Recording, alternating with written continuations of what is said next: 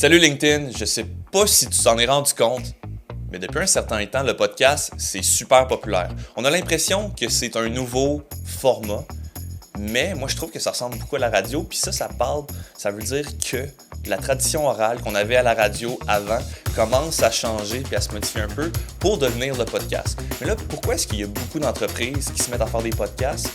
Mon hypothèse, c'est que c'est une façon de faire du contenu. Du contenu, pourquoi? C'est pas un secret.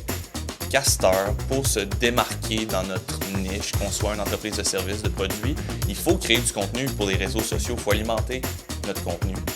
En faisant un podcast, on est capable de faire une longue forme de contenu qui va durer 30, 45, 60, des fois même 3 heures certains podcasts. Puis après ça, en parlant de plusieurs sujets variés, on va être capable de décortiquer ça en plusieurs morceaux de contenu. Premièrement, mettons qu'on fait un exemple. Je fais un podcast d'une 60aine de minutes, j'ai un invité avec moi.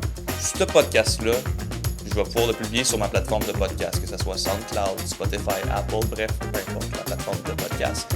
Une fois que j'ai fait ça, si je veux inviter les gens à aller vers mon podcast, mais aussi montrer certains extraits puis partager du contenu, je vais pouvoir décortiquer ce podcast-là en plusieurs petits extraits que je vais mettre sur mes réseaux sociaux, comme par exemple YouTube Shorts, sur TikTok ou sur Instagram avec un Reels.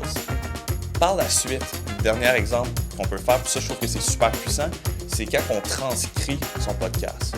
Il y a beaucoup d'entreprises qui font des articles de blog. Premièrement, quand on transcrit son podcast, ça nous donne un potentiel pour faire des articles de blog, parce qu'on va avoir le texte qui vient avec. Puis en plus, ces petits morceaux-là qu'on a fait en extrait vidéo tout à l'heure, on va pouvoir les réutiliser pour faire des posts sur, mettons, LinkedIn ou sur Facebook, des posts textuels.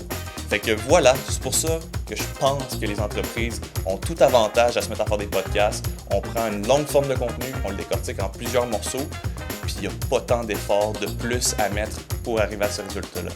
Vous voulez faire des podcasts, vous voulez utiliser cette stratégie-là, je vous invite à prendre contact avec nous, puis ensemble, on va décortiquer la meilleure façon que vous pouvez exploiter le podcast. Bonne journée.